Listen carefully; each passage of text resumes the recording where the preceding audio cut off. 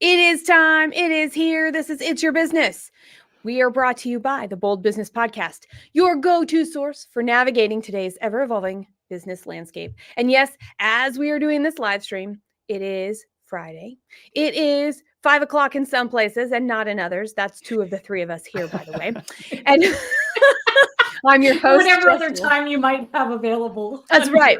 5 o'clock somewhere. Right? Like, that's what they always literally say. is. It's literally 5 o'clock somewhere. Yeah. So maybe we'll come at brunch sometime and, it'll be just as awesome. I'm your host, Jess Dewell, and on each program, we are getting real about our current business challenges and our triumphs. Okay, so get ready to be here with myself, with Christy and Quentin, so that we can together go deeper, have more understanding, and work toward the more achievement, that higher achievement, or consistent achievement in the direction that we want to go. All right, let's take a moment now just to introduce ourselves before we get into the real of the real here. Christy, how about if you start? Hi, Christy Maxfield. I'm a founder, president, CEO, whatever other title I give myself on a given day of Purpose First Advisors.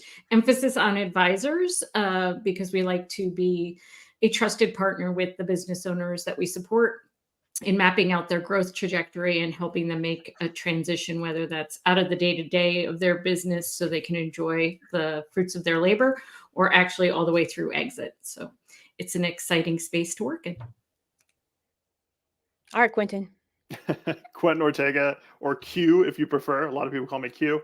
Founder, president, again, whatever title you want to dub, of QCO Consulting.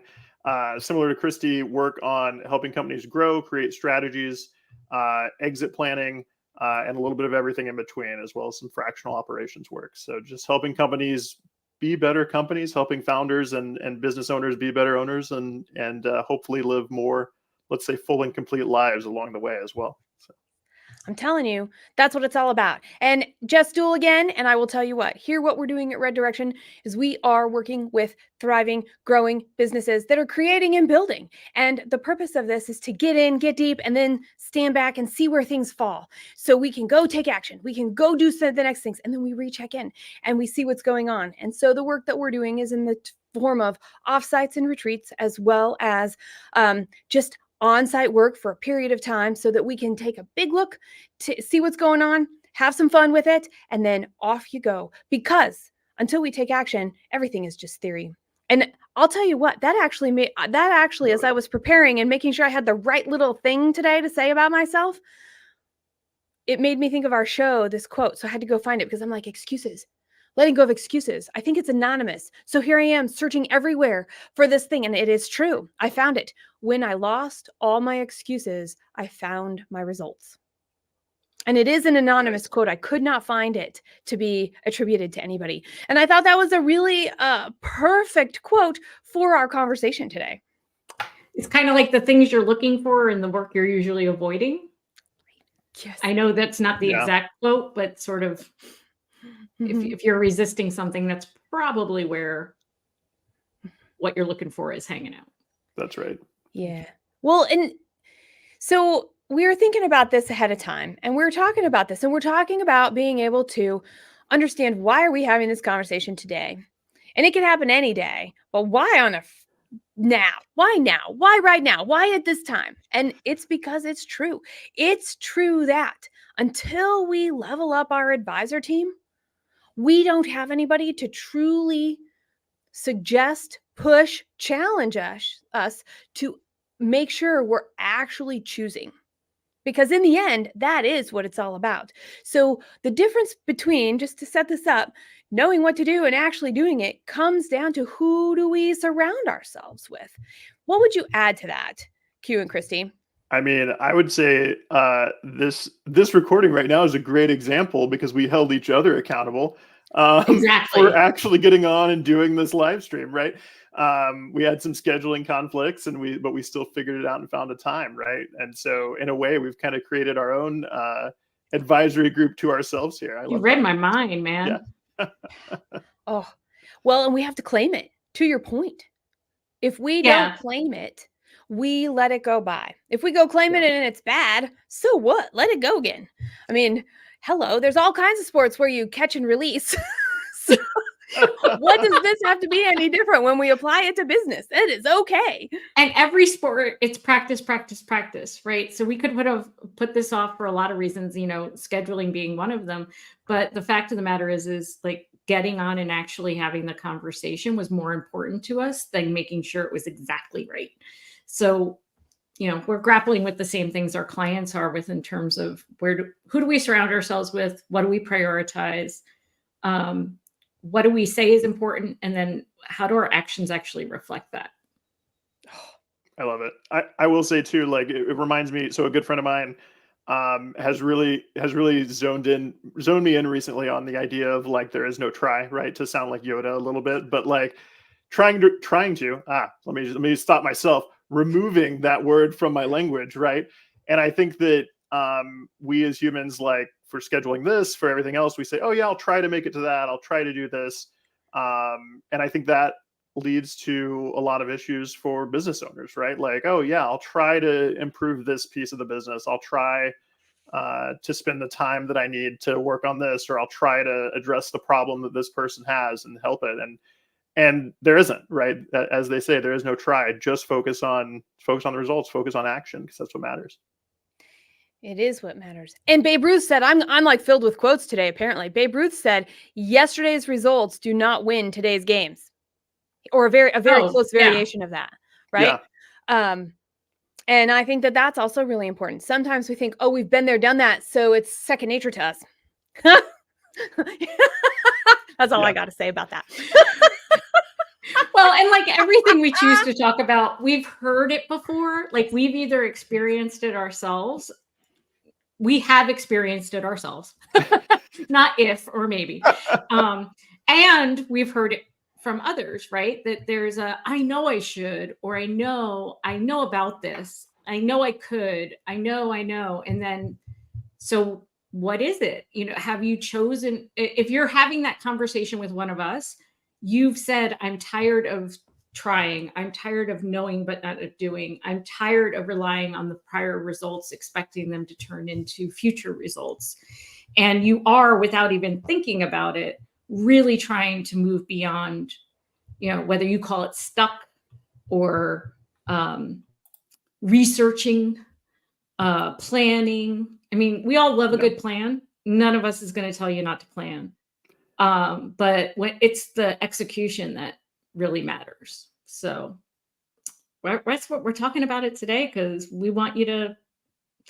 hope you're hanging out with us and we want to help you move forward. Truth. And so we broke down this topic into 3 parts. And part of this accountability piece is, how do we take the expertise of each one of us who is an advisor to business, who does some of the same stuff, but definitely more complementary to each other, to bring 3 points of view to you to consider so that you can continue to grow and learn and move forward. And those 3 things that we're going to hit today, well, we're not actually going to hit them. We will highlight and talk about them, will be, well, how do you align all of the pieces, both for yourself and for your team, to be able to know you're making the right decision at the right time? That's the first thing. The second thing we're going to talk about is information overload, shifting how you learn to alleviate the fears that we all face. And the third thing will be how to be accountable. And I'm going to try this: accountability buddy as well as advisory. I just had to slow it down. Accountability buddy as well as advisory to help you do this, to be on your journey right exactly where you are right now. So tell me this, people. Those of you watching, don't forget, pipe into our comments, pipe into our conversation. We are watching and we will include you in the show. Also, from that, I guess, is there anything else that we need to say to set this up, Christy and Q? Nah, let's just keep going. Okay, let's just keep going. So the first things first, we're going to be talking about that first thing, which is, how do we step into our power, aligning ourselves as well as knowing, because what that does is, are we making the right decision at the right time? Is this the right decision for right now? That is a question that I challenge each and every one of you to ask on a regular basis. And here's the thing that I find most important when we're looking at that bigger holistic picture, when we're taking 3 or 4 steps out and we're looking down at our forest instead of being by one or two trees at a time within our forest. And this is the concept of our head, our heart, and our gut. Now, I cannot take credit for this. There is a book out there called Braining, and these two people who wrote an article a long time ago before Braining came out. I saw this and I was like, I want to incorporate this into my work. And sure enough, as soon as I started looking, what did I find? I found that some people lead with their heart. They are feeling first. They are they have some criteria with which they are working that is for the good of the good in whatever their definition of that is, or for the ultimate success of all. Then there are people who are traditional, what we would formerly call right brain thinkers. See, it's so far out of my memory, I can't even remember that phrase. And then the other piece of that, right, of having that linear thinking, that logical thinking, what becomes, that's the brain between our ears. And it serves so much awesome good. But if it's working by itself, our heart and our feelings never get a chance to show up. We never get a chance to check in another way. We let other information run the show. Then there's the third. The third piece is our gut. By the way, this is how I roll. I am gut first, hands down. If you throw an idea at me or you throw a problem at me, quick, I will ask 2 or 3 questions and I will have some sort of a solution with which to throw away and build something better. Hands down, all the time. If you need a quick decision, if you need somebody to hold your hand really quick when you jump and want to make sure your parachute's going, or at least you're not jumping alone, I am the person to have you to be beside you, because that's an interesting thing. Now, here's what I've learned. Embracing that, something that comes back to my heart is, okay, I can balance that out. And the thing that always what do I want to say? Overpowered everything else was the shoulds and the coulds that ended up here. It actually was not my logical brain that helped me make good decisions based off of data. It was the ego part of what's between my ears instead. And so by really settling in and anchoring into these 3, and by the way, I do this with all of the companies that I work with, the leadership teams, when we get better at doing this ourselves, we can get better going, oh, here is Christy's go-to. Here is Q's go-to. And how can I ask questions to support and bring in the part that is their strength because it's my strength, or because it's my weakness, or how can I do the opposite? And that is something that's really important, because until we can look at a picture in some shape from lots of points of data, we can't make the right decision at the right time. It will elude us. And so this is a way to get us to go, oh, well, maybe this is the next little step, or maybe this is the right thing to try out, or here's the actual obstacle. And so the right decision at the right time comes from alignment here, as well as being able to know what that is for our teams that are closest to us, making the decisions and working with us day to day. Q, yeah. What's your go-to? So I was loving that, because I was like thinking, getting that refresher. I was like, wait, which one am I? As I was like listening to the descriptions, and I'm actually like, I do go there first. And it reminded me of a funny story that I'll share really quick, which was basically that one of my business partners, Michael, I would probably put him in the headspace if I had to. And one of the things that we used to do, and we still do every once in a while when we get the chance to, is basically like, if somebody comes to us and says, hey, I want to work with you, how much is it going to cost, right? So I immediately, using my gut, make what I feel like they'll say yes to call. And then he goes and does all the numbers. He builds the spreadsheet. He like maps it out. We don't tell each other either thing until the end. And then we come together at the end and see how close we are. And the great or creepy thing is, or best thing, right, is that we are always like either spot on or within like very little margin of error. So to your point, Jess, on like how to lean on other people to like double check that my gut is still in line. I do that with my partner, Michael, a lot. And so it's a great tool for sure. And I would say the only times I've ever gotten in trouble is when I've gone against my gut. And I have been trained to trust my brain more than my gut or my heart, right? So finding that balance between intention, intuition, and intellect, and kind of evolving into, I don't always have to have the data to back up my gut, because my gut isn't in and of itself is a data point. But I'll say that and say most of the business owners I work with are doing gut leadership without having a Michael.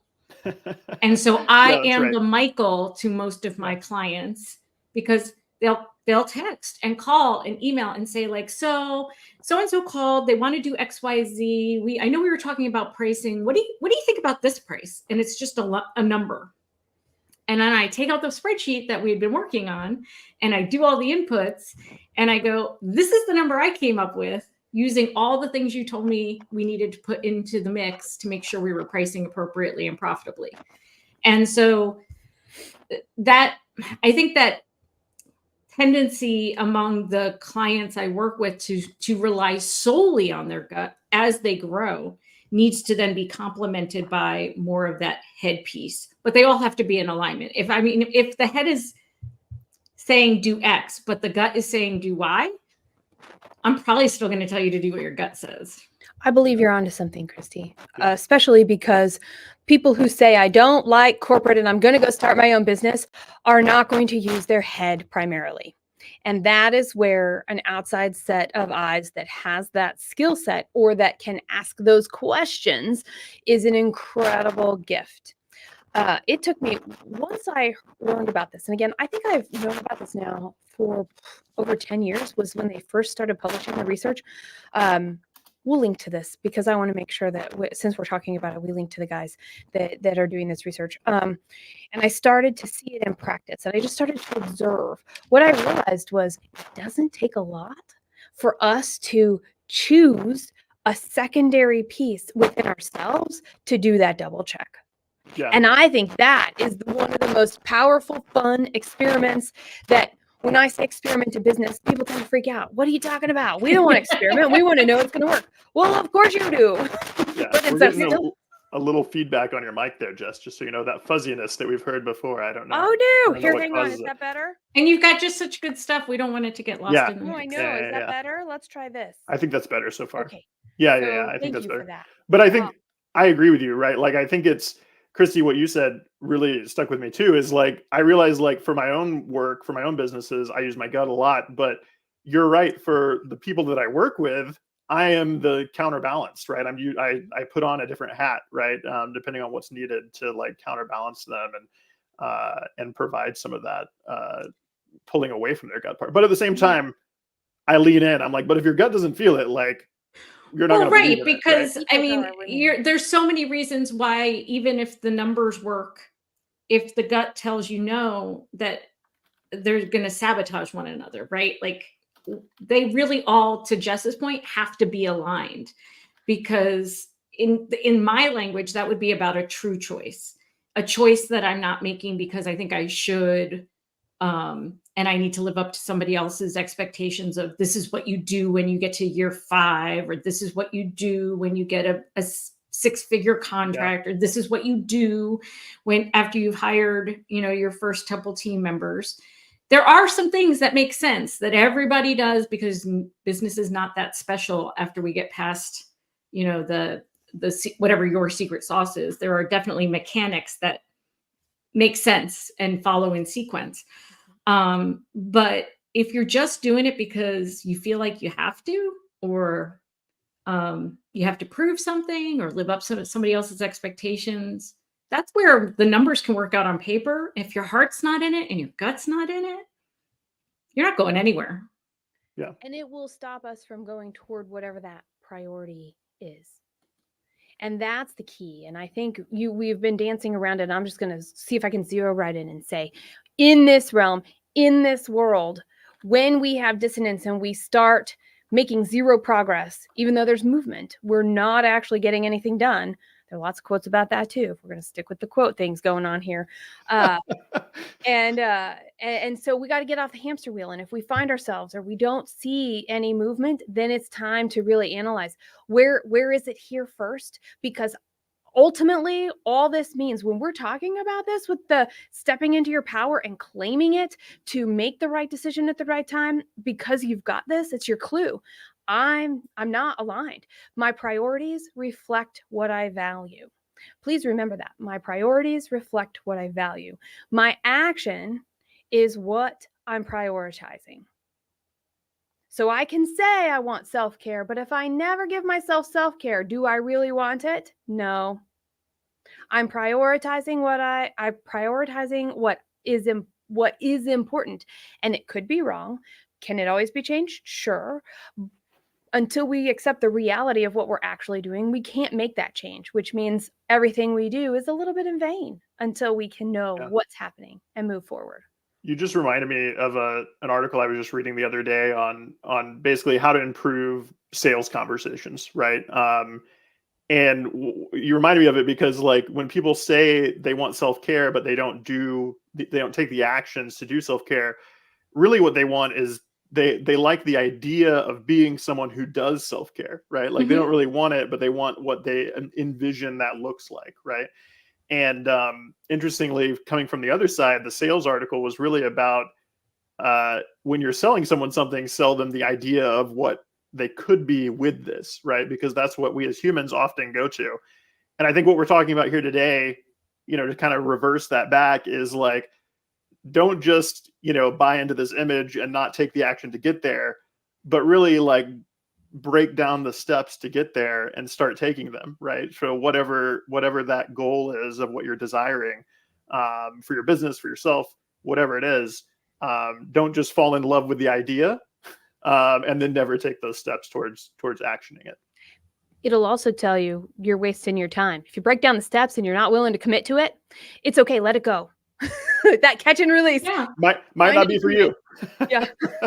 That's right. That is right. And I think that we forget that. I think we forget that just because we have a goal, we state a goal, we break it down, we start doing it, that there's something in us that just means go finish it.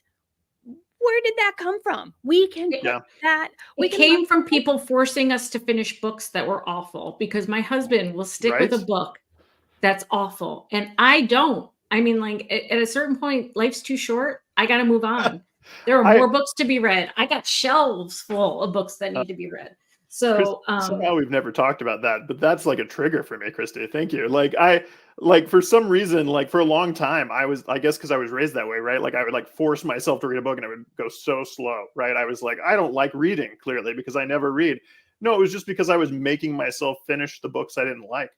And I needed to just give up on them. But it took a while to, like, give myself permission to do so. Well, and I just actually, in a fiction book I was reading, read ahead, because I was like, this is very interesting, but I really want to know how this resolves. And I did. And then I went back and I skimmed. I'm not that enlightened yet. I'm trying to I've never done it before too, but I mean, part of it, if we put the analogy to our business, we kind of want to be able to skim ahead and say, okay, if I spend all this time doing X, will I actually get that payoff? Will I know who done it by the end? And I think that's also where we get ourselves stuck, because we want the read ahead. We want to find some way to see the future. And the God's honest truth is we can't. So we have to be able to measure these smaller increments of, am I getting closer to the end result I think I want? Ooh, I love this. You know have I ever shared with the two of you how I read books? No. Especially nonfiction books? No. Okay. Yeah, okay. Lay it on us. Fantastic book. Let me see if I have one right here. No. I'm excited. I'm learning to read. This is great. This might have been before. No, Outliers is before that. Okay. So what I do, maybe Blue Ocean has it. First I put in who recommended it to me. Oh, okay. Smart. So I know. And what I didn't know is the year on this one. Okay. So that's an interesting one. And then this one was when I just started doing it. So I was incomplete because there's no other notes in here. What I do then is I read the table of contents and I'm like, okay, cool. I think I have something to learn here. Then you know what I do? I read the foreword, because the foreword is going to sell me on why I should read this book. And am I the right person to read this book? And is it going to have information that's useful to me right now? No. Then I write down the big idea in the front. Then I go to the last chapter or the afterword, and I read that because I want to find out if the afterword matches the foreword and I am the person who said, and these are the things that I learned because I got there. And if there was a difference or I don't like it by the end, I'm like, cool, I might read 3 chapters of this book. And I now have permission to get the piece I need to have, because I have the shape And I can decide what of this shape is going to help me in this puzzle that I'm building someplace else. And so, of course, I write all over my books and I do all of that other stuff too. But this actual concept of what's that big idea? What did I pull away from it? What chapters did I choose to read if it was a few? How many books go into the pile of never reading any? The majority. The majority of the books that I pick up, I do not read. And that was hard for me to let go of, to the points being made here. But it helped me understand I'm not going to waste my time like this. I can actually go, oh, nope, this doesn't help me make my shape. Nope, this doesn't help. And I think that that's huge in the grand scheme of things when we're trying to do this, especially when we have information overload, especially when we always have so much coming at us. And I know, Christy, you have a lot to say about that. Well, I think I've actually you can recall conversations with clients where in successive meetings, and I usually meet once a week, once every 2 weeks. So we're meeting pretty often. And if every meeting somebody is saying, well, I listened to this podcast, I just read this book, I just got off a phone call with a friend who said, they're voraciously consuming data. They're seeking, and I love that about them because they want to grow. They're signaling to me they're the kind of person I want to work with. They're eager to grow. They want to apply things they've learned. They want to learn from other people's mistakes. But they also tend to get so confused, not overwhelmed. I think it's actually confusion rather than overwhelm, because now I've got very similar things, but this guy does it this way, and this person does it that way, and this woman does it this way, and this group of people does it that way. Again, like, we're always trying to read a little bit further ahead and find out, if I do this, will I get the result I want? And I actually just say to them, like, please stop reading. Please stop consuming podcasts. These are the things you've told me you care about. Let's stay really focused on those for a little while. You don't need the distraction of more input. You actually need some space in your head and in your heart and in your gut to assimilate some of these things you want to do. It's also a self-soothing activity because it feels very much like doing, but it's not actually doing. And then I recently came across this idea of just-in-case learning versus just-in-time learning. And the idea, this is not my idea. I'm not sure who gets credit for phrasing it this way. I've only seen it in a few different references, but this idea that I think you should keep it. It's okay, yours. cool, wonderful, done. I agree. That school teaches us just-in-case learning. We learn a little bit about these subjects, a little bit about these subjects, particularly K through 12, right? Very rarely are we diving deep into one subject area because then we know that that's our calling, right? So we're learning lots of things just in case. But as business owners, we actually need to focus on, what do I need to learn to be able to take action just in time? And it may even be to learn that I need to get somebody else to do this, because the thing that I need requires so much background information, so much specialized knowledge, that what I need to know is that I need it. And I have trusted advisors who are going to help me evaluate whether or not the people I've chosen to work with are actually good people to work with. Because I also hear that from owners. I got to learn about this because I don't want to get taken over a barrel, right? I don't want somebody to pull wool over my eyes. I want to make sure I know enough about this to be a smart consumer.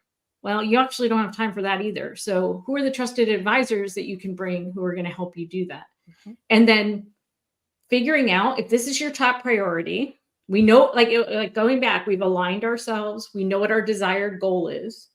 We've prioritized certain things we think are going to get us there. And then we've said, okay, in order to take one next step, one more right next step, I need something. Either I need time, I need money, I need knowledge, I need a combination of those things. And, what's going to allow me to take that next step? Yeah, it is really about that, that one more, that next step, right? Just take the right next step, right? And kind of break it up. And I think that I love the just-in-time learning thing, right? Because I think that everybody is a little guilty of that, right? Like we were just talking about reading books, right? And I'm sure that the three of us have together for sure went through a mountain of business books and self-help books and like how to be a better person and all these other things, right? But in some ways, I feel like when people are doing that, when we encounter those owners who are just, taking as much information as possible, more so than helping themselves, they're actually like creating choice overload, right? Like, they're putting themselves in a situation where, if 30 people tell you to get to destination X in 30 different ways, now all of a sudden you don't take any action because you're afraid of like, well, which one is right? And you start being worried about those pieces.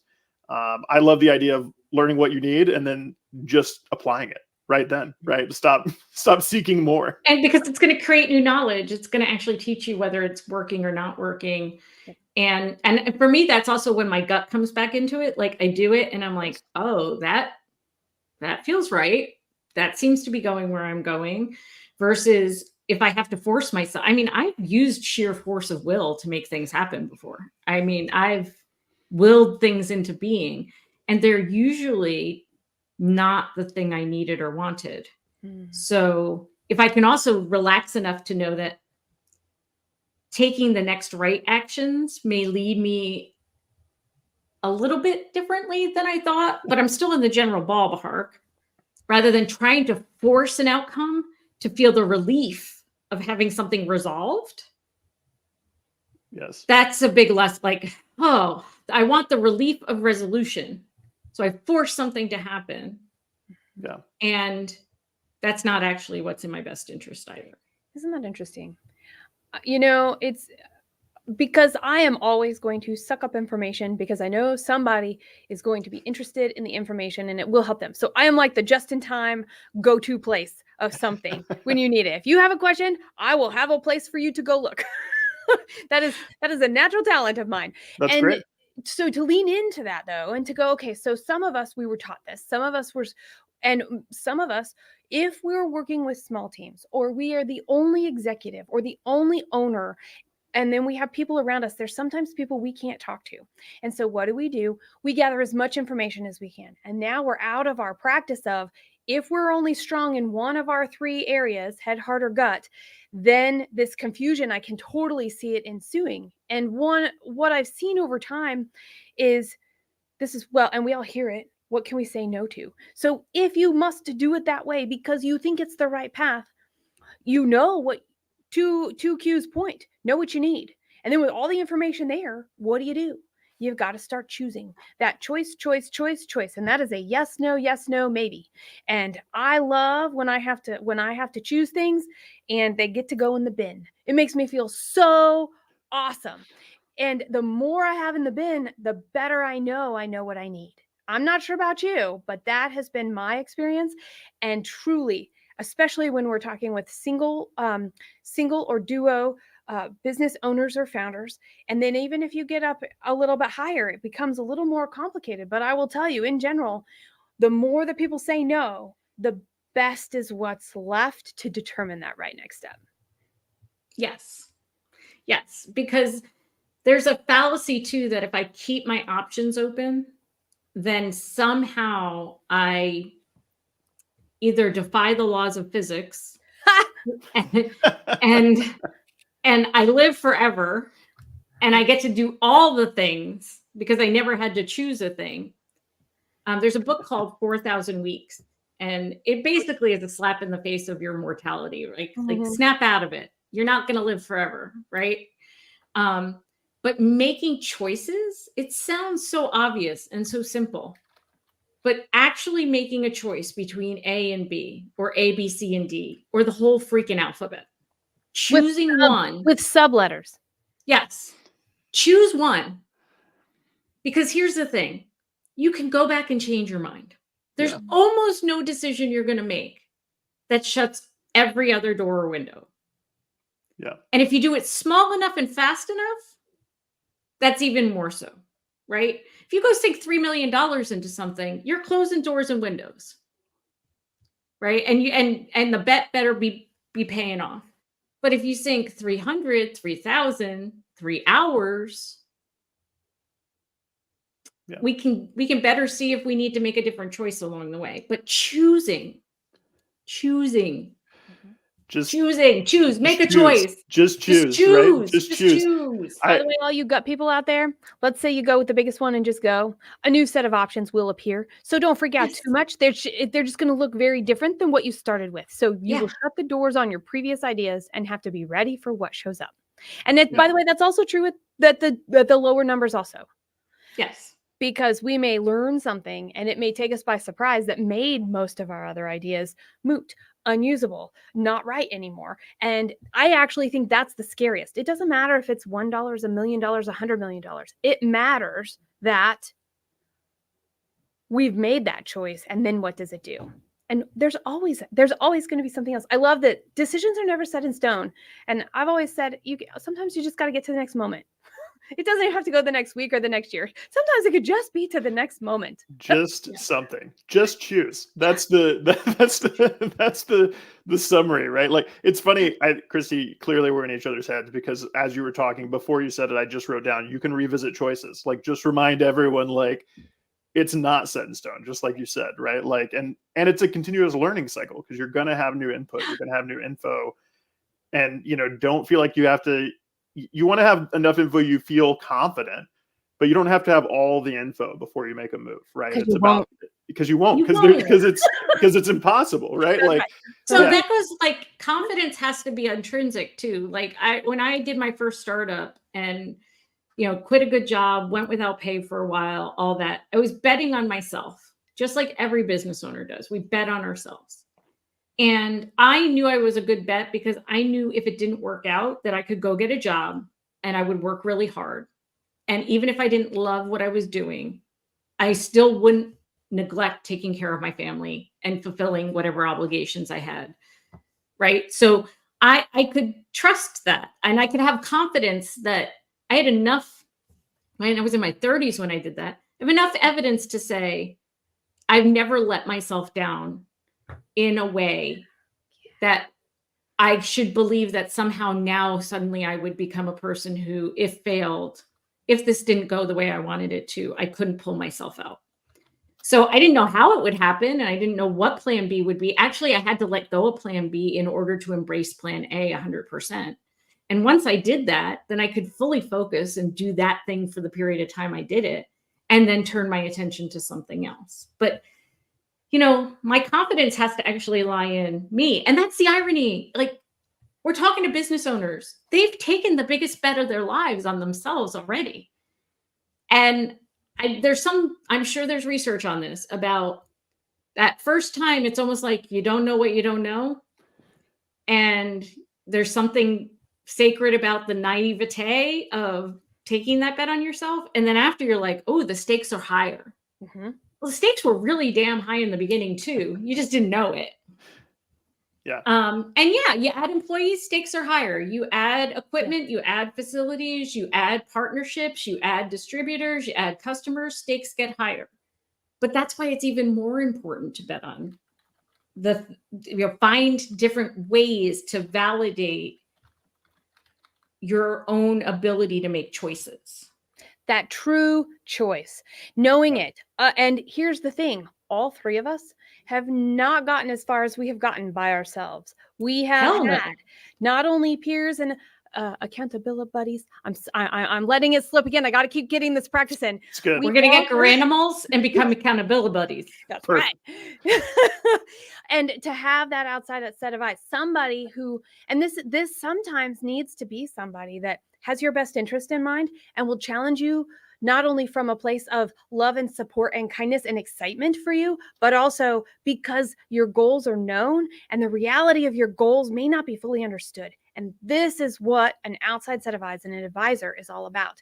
This is also how you alleviate that fear. You get to have the opportunity to shift how you think and learn. And you also get to step into your power and know, well, where do I operate by default? What are the things I want to make sure I have as I'm building this shape so that I can be in alignment, because it comes down to choice.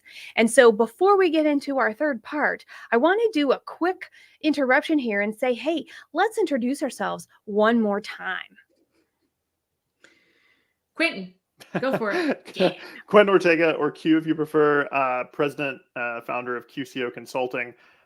We help companies plan growth strategies, operational efforts, and some exit planning along the way.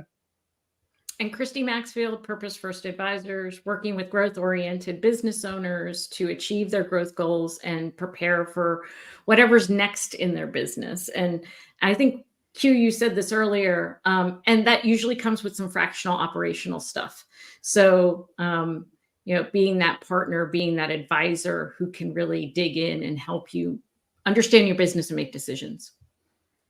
And I'm Jess Dewell, managing partner of Red Direction, where we are working on strategic plans and how to implement them and creating that long-term cadence to be looking 5 years ahead, at least, if not more, just to have the path of where we want to go.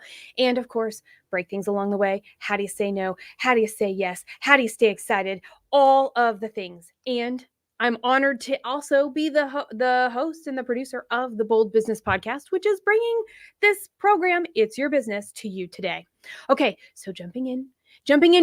Here we go. Okay, Q, take us away. Number 3. What's an accountability buddy? Right. I think everybody that's ever worked with me has heard me say this term, right? It's a term that I lean on and that I often start conversations with, when I'm working with clients. And it's really, finding your person that'll hold you accountable, right? I love using the term accountability buddy because, one, it's a tongue twister I've taught myself to say really fast, but at the same time, it sticks in people's memory, right? Everybody knows that they need a team member or they need someone to hold them accountable, right?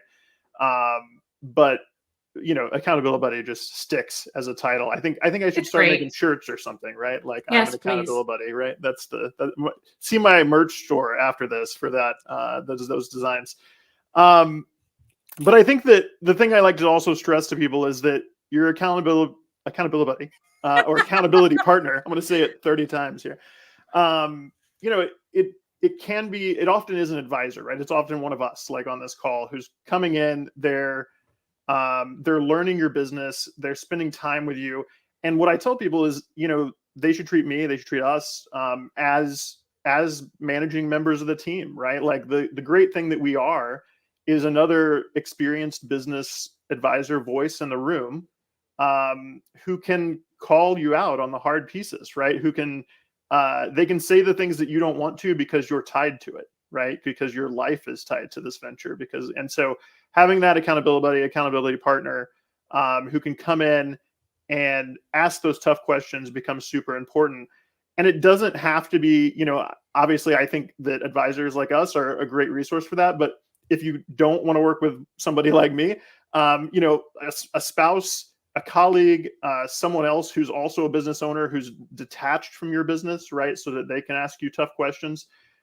We just have to create that circle of support, of people that are going to look to you and say, hey, why haven't you filed your TPS reports this week? And then go from there, right? Like you need, and when you come back next week and they ask the same question, they're going to push you to have that answer. I think that's, super important.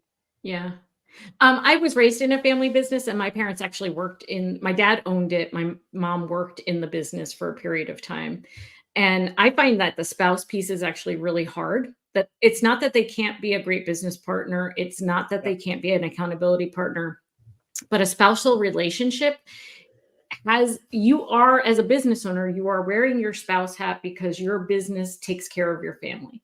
And you're wearing your owner hat because your business takes care of your customers and your employees. And you're wearing your investor hat because you're putting so much of yourself into this. You're typically investing the most time and money into this and may or may not be thinking about how to turn that into actual cash later on, right? And you're wearing a manager hat and you're often an employee, a frontline worker in your own business, right? Yeah. So we don't need to get into the spouse or no spouse conversation here, but that's a whole nother podcast. That's a whole nother thing, right? But I lived it. I know it. I think one of the reasons it might be easier to confide in a spouse is because you're already familiar with being vulnerable with them. And a lot of times what you're talking to your advisors about are frankly things you're afraid of. And and nobody wants to, show chinks in their armor when frankly part of their identity is being a successful business owner. And you can be both a successful business owner and a business owner who needs advice, advising, support, expertise, specialized talent. Those two things are not mutually exclusive. So, if wherever you start practicing that vulnerability muscle of being able to share things, share decisions you've made that you don't like how they turned out, you wish you had known something different, you wish you had done something different, or the things you're like, I just don't know. And I'm kind of freaked out that I don't know. And I feel really vulnerable because I don't know. So all of these things, when we posted about this topic, people were like, this is a great way to talk about why we procrastinate and what we're afraid of and all of these things. Yes, you're afraid, which is probably why you're procrastinating. But there's a lot, right? There's a lot going into why you're either doing or not doing something. And finding that trusted person who you can let your guard down a little with. If you meet somebody who's a potential advisor and you don't feel like you can let down your guard, that is not the right fit for you. That's right. Your gut and your heart and your head telling you it's not that you can't confide in anyone, but you may not want to confide in that person. And I think, Quentin, sometimes people also fear, they're like, oh, you're going to see this and you're going to just be shocked and horrified and and I tell them, like, show me something I haven't seen, shock me, horrify me. It would be like at the very what they don't know is we live for those moments. That's actually what we're hoping something for. Show me something I haven't seen before. Because all we want to do is help you from where you are, not rehash where you've been necessarily. That's right. Yeah, absolutely. Got to start from where we're at. And to add to this, in this, there are things that we forget we can control. And I think about being accountable, and I think about having this outside set of eyes. And it doesn't matter who that outside set of eyes are. If they're not telling you things like Christy Q and I would, and I know they're going to add to this list, here's where I would start. This would be, did you write it down? Did you write it down? Because here's the deal. If you don't write it down, it can change, and rose-colored glasses get the best of us every time. Another one would be understanding the key elements that give you that launching pad. That could be a value set. That could be a way of delivering a product. That in my world, and the first thing I'll ask you is, what is your economic engine? Because all of the key elements of having a business is to stay in business. And if you don't have the engine to make it go, it's not going to take you very far. So that's what you'll hear from me, those key elements and clarity around them. And the third one for me would be, well, what's the worst case? I remember when I first went home, when I first left. So in part of my story is I dropped out of college to start a business with 3 other people. Okay. And I left college and I went on my way. And my mom, I remember she sat me down and it was all very serious. And she's like, well, what's the worst that can happen? And I looked right at her and I said, I could come home. And she was like, how much startup capital do you need? That was at 19. I could come home. And she was like, well, that's a smart thing to say. Yes, you can come home. Okay. So how bad is it really? And that's the thing. If you know the worst case scenario, it's not something to be afraid of because you've named it, and that's okay. Yes. So those are my concepts of, so what can you control? What are some other things that we can control, Christy and Q?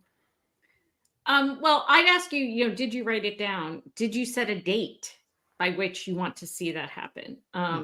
This concept of making decisions in the present that impact the future is very, very hard, right? And so everybody, lots of quotes hit the airwaves at the new year, right? And one of them was like, if you start today, in 6 months, something's gonna have happened. And if you did it with intention now, you'll be closer to the outcome you want, and for me, that really resonated because I decided it was time to go back to being more diligent about what I eat and how I move my body. And that was October. And now it's February. It was going to go from October to February, whether I did that or not. And the choice I had to make was, do I make short-term decisions between now and then that get me closer to where I want to be health-wise, or don't I? So I'm like 15 pounds down, and I could have quite easily been 15 pounds up if I hadn't been thoughtful about that. And the same thing with your business. If you say you want to hit a revenue goal, What's the revenue goal? What are the 3 things you're going to do it? When do those things need to happen? Chances are, if we do them, you will achieve that goal or come near it, closer to it.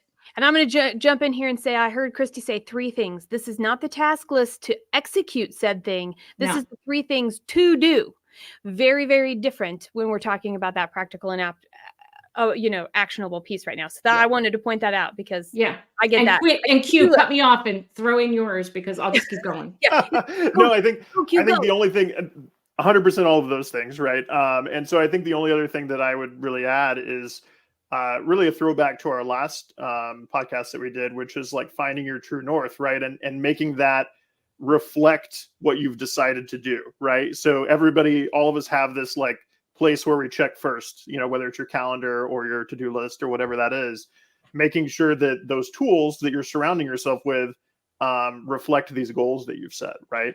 I think that just knowing that and then revisiting it over time. And I think the other thing I'll say is, stepping back a little bit to the like, who's your advising team? Who are your people? Also, if you don't know who that person is, like look around you and find the people around you who you are like, man, I wish I could do what they're doing. Like when you see them like, and you're like, I don't know how they have enough time in their day to do all those things.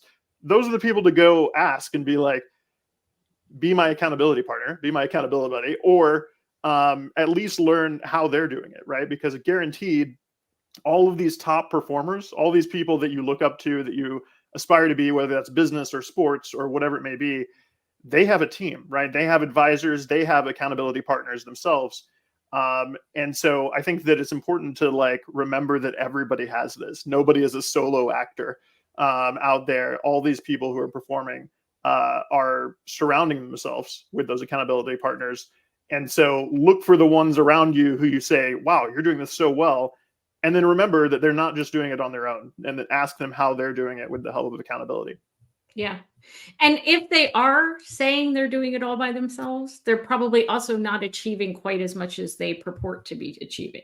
Right. I think that's sort of, when Q and I talk to people about getting ready to sell your business, we ask them to look at their business through the lens of the buyer and then say, well, what's the proof you have of that? Like, have you reduced owner dependence? Do you have a diversified customer base?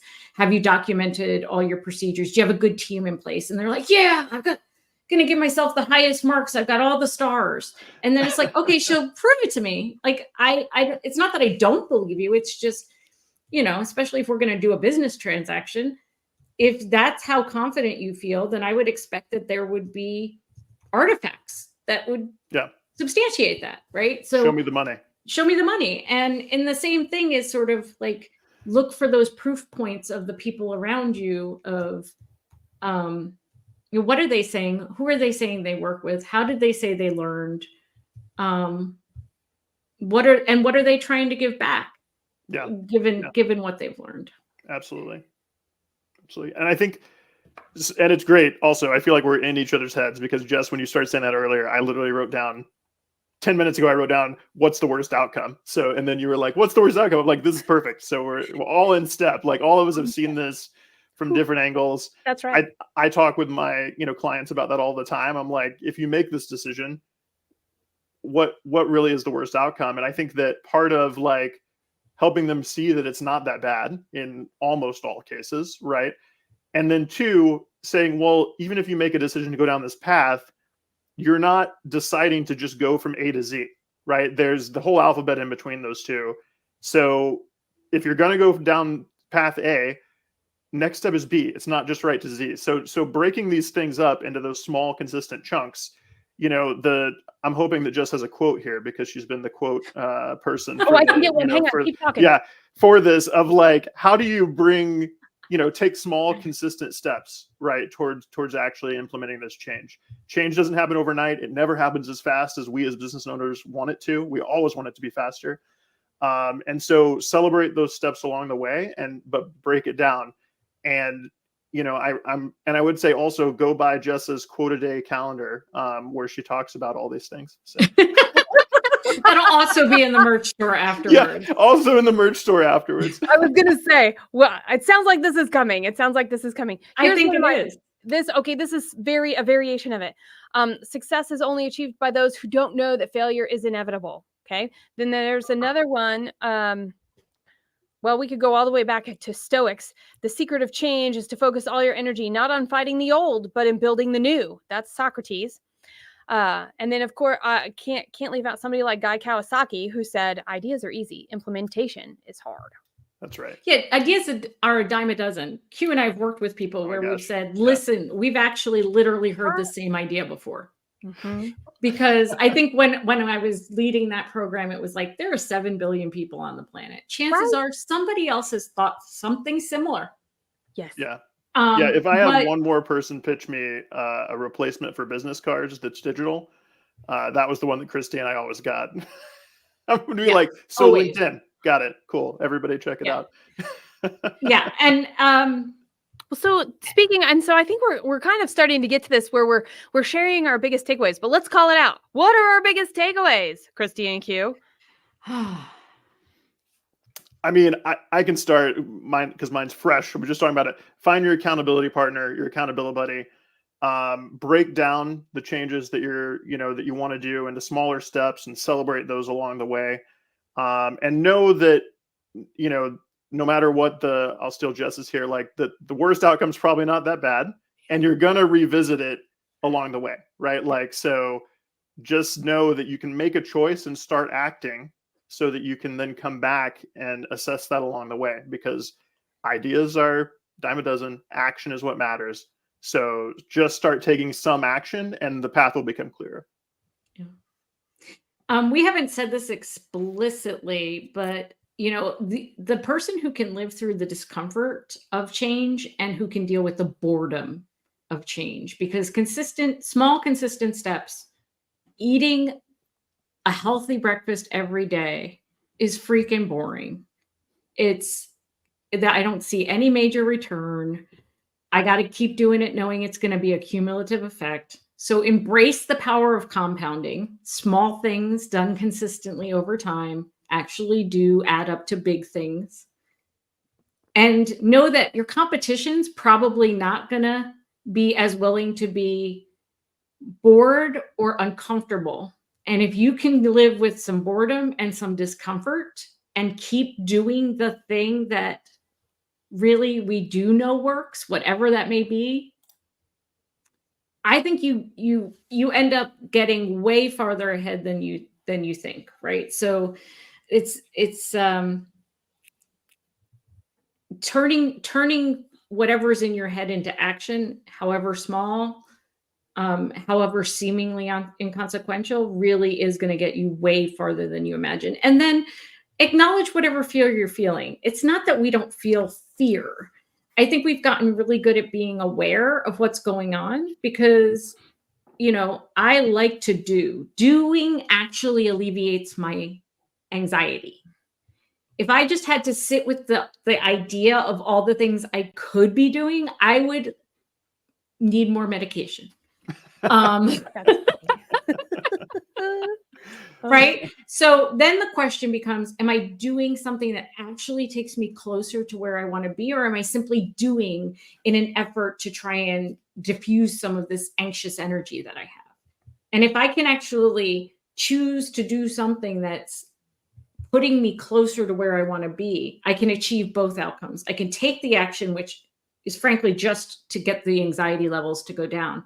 And it can be an action that is aligned to where I want to go, and therefore a quote unquote good use of my time. But figure out what that fear is, figure out what you do when you feel it. And then either how do you lean into that behavior to get a better outcome, or how do you stop and interrupt that behavior to get a better outcome? And I would say our conversation revolves around an inside game and an outside game. Yes. I came back to the head, heart, gut. It's something that we can all tap into and go, oh, well, how am I showing up here? Am I in my own way because I'm using my head too much? Am I in my way because I'm using my heart too much? and I've got to let a few things go. Am I not able to make a decision because I have so many ideas. There's just spaghetti on the wall, and some of it's sticking and some of it's not, right? When we know those, when we can find out where we're at, then we know inside or outside. Okay, is the holdback, is the staleness or the stagnation coming from inside, or is that because I'm not in alignment with my Christy and my Q and because we're all reacting from the same place instead of bringing our strengths and what we know of in each of those areas. And that's, I think, a huge piece, because when we know our go-to action, we can move mountains. We can move mountains by sheer will, as Christy was talking about that. We can recognize when we can have somebody to help us, and that person might be right next to us and we didn't even know. It's like Q was talking about. And and what I was talking about is just when we know what we can control. When we know what we can control, we can go back to that, and it makes our yeses and nos a little easier for the first pass, which means we have less choice all the way around. So I think that's my biggest takeaway of this. From those, are there any final thoughts before we close out today? No? I love it. I think it's good. I mean, we could talk about this for hours, right? Yeah, we could. I love the opportunity to talk about it. And I think that, just recognizing along the way what your triggers are, what your fears are, like Christy was saying, and finding some partners to help you along the way. Yeah. Go ahead. I would just say, one of the things we haven't touched on, maybe it's a part 2, is there are actually consequences to not moving beyond the knowing doing gap. Yes. And, it all depends on what you're trying to achieve, how big that gap is. But as business owners, we have a lot of people counting on us to make decisions and take actions and to tell us what their vision is so that we can take action. When you put together a team, their entire purpose is to take action on behalf of you achieving the vision for your business. I mean, like they got a job description and a task list. They have goals, they have objectives, they got KPIs. All of those are actually, they have to make choices every day about what to do with their time and how to do it in order to get there. So like it all goes back to alignment, because if they're off here doing this thing and you're off here doing that thing, everything's twice as hard and the outcomes become, the consequences of not being aligned, the consequences of not making choices and taking action and taking aligned action become much, much bigger. It's your choice. It's your choice. And here's the deal. We've been talking about knowing what the difference is between doing something and knowing what to do. And all of us like the former. Just go do something, because the knowing what to do is only gets us started to look at the landscape. We got to join the game. And thank you, Christy. Thank you, Q. And thank you to everybody who was tuning in, listening. And you can find us not only on the show notes page from this later on, but you can also find us all on social media. I know we are all active on LinkedIn and would be very interested in hearing what your biggest takeaway is and what we can do to help you, but also what you are doing to help you. Most importantly, because to the point of normalizing the conversation of facing our fears, it is the thing. And this is a big thing that we don't talk about in business that we want to. So you know what to do. Now, what you're going to do and what will you take away from this program where we've been talking so that you can start doing it.